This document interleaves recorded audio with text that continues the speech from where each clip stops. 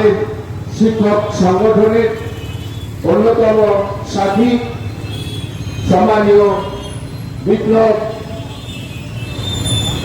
মন্ডল মহাশয়।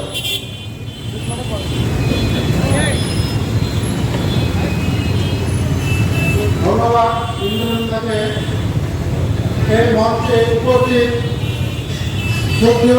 কিন্তু তার বিনিময়ে তিনি এই বহরমপুর শহরে কোন একজন কংগ্রেস কর্মীকে তিনি রেলে চাকরি করে দেওয়ার সুযোগ করে দেননি।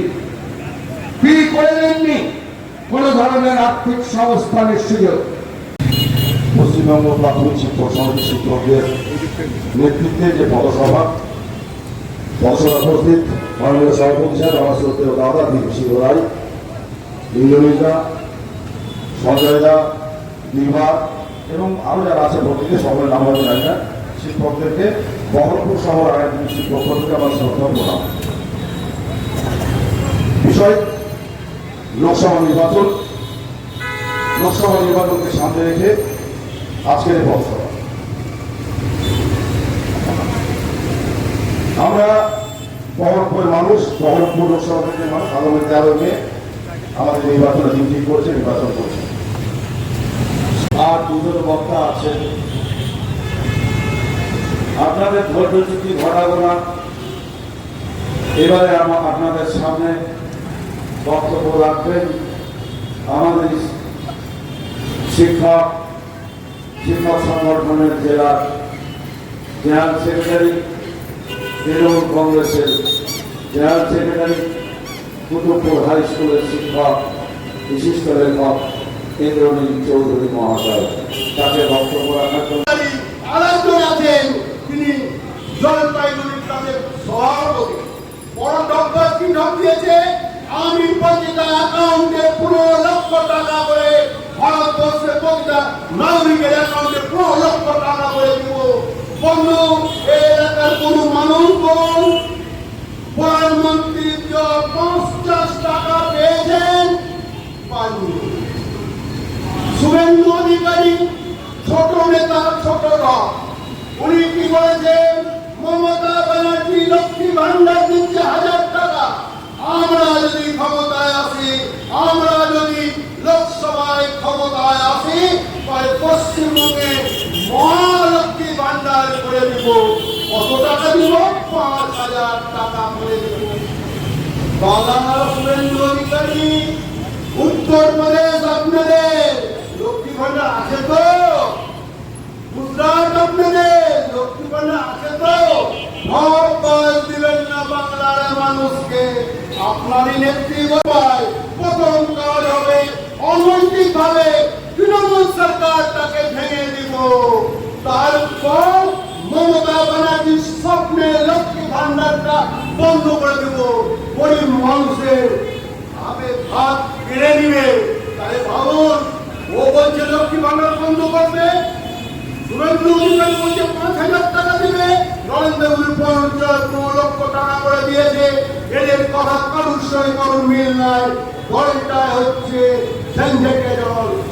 বিজেপি ভারতের জঞ্জাল পার্টিটার নাম হচ্ছে বিজেপি।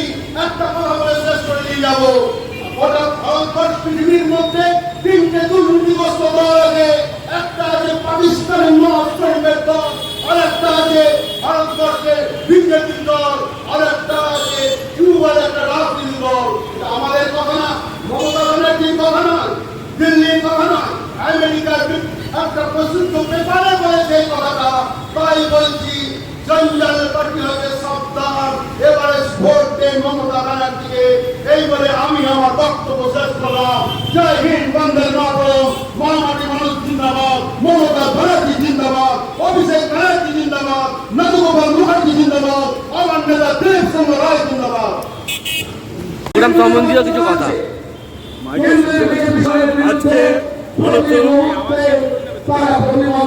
সৃষ্টি করছে,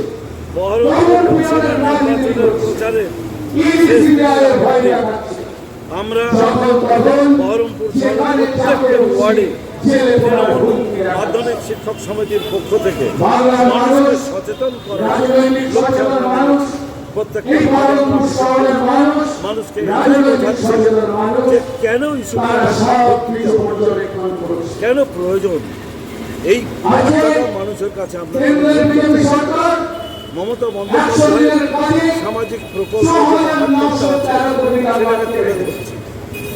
আমরা বিজেপির যে ধাপ্পাবাজি, আজকে এই ধর্মীয় বাংলায় মেরুকরণ, এক তার বিরুদ্ধে 30,000 উপভোক্তা বঞ্চিত।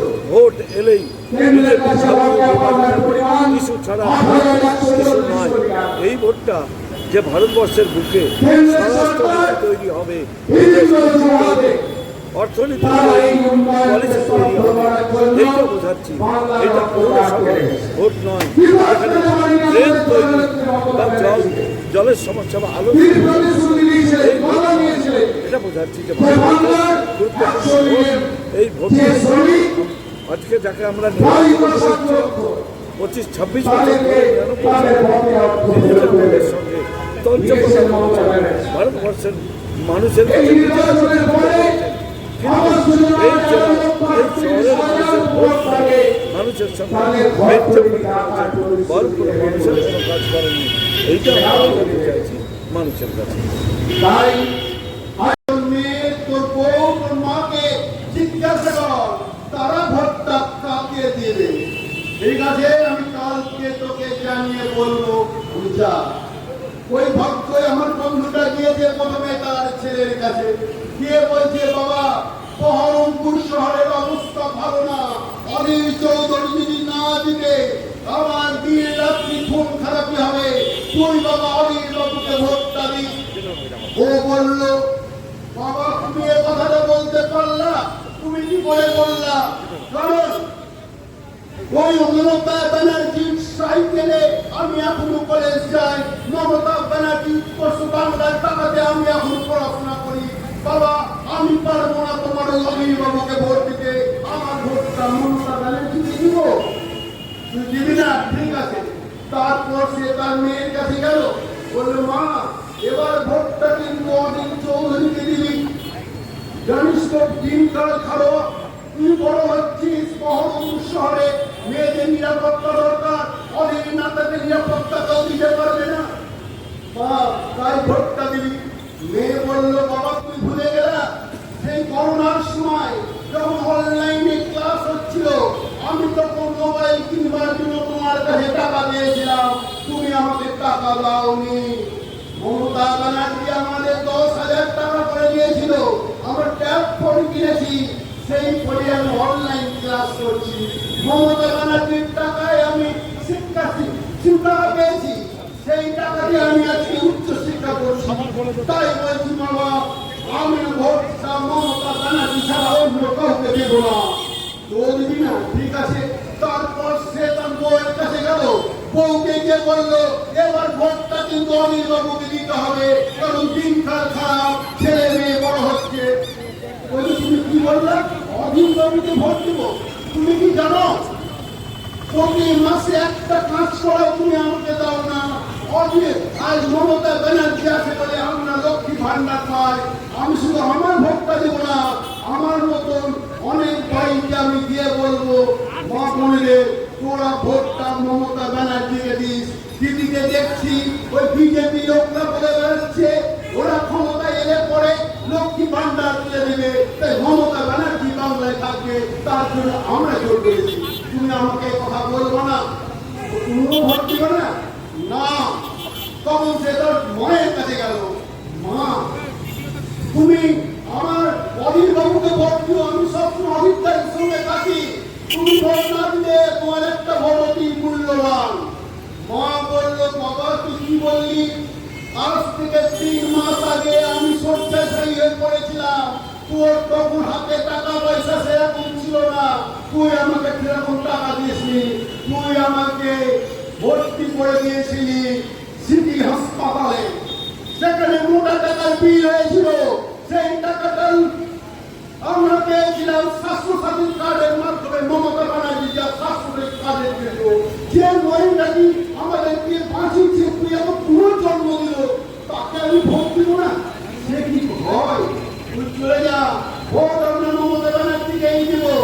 তাই বলছি এটা বাস্তব সত্যি কথা বলছি, এটা আমি যেটা বললাম আপনারা সবাই যে এরকম যে কথাটা বল সত্যি না মিথ্যা সেই ছেলেটি গিয়ে আমার সঙ্গে দেখা করলে বন্ধুটা বললো বন্ধু তুই ঠিক তোর মমতা ব্যানার্জি ঠিক আমার বউ আমার ছেলে মেয়ে বাবা ঠিক আমিও ভোটটা মমতা ব্যানার্জিকেই দেব এবং তোর সঙ্গে কাঁধে কাঁধ নিয়ে লড়াই করবো অনিল চৌধুরীর বিরুদ্ধে।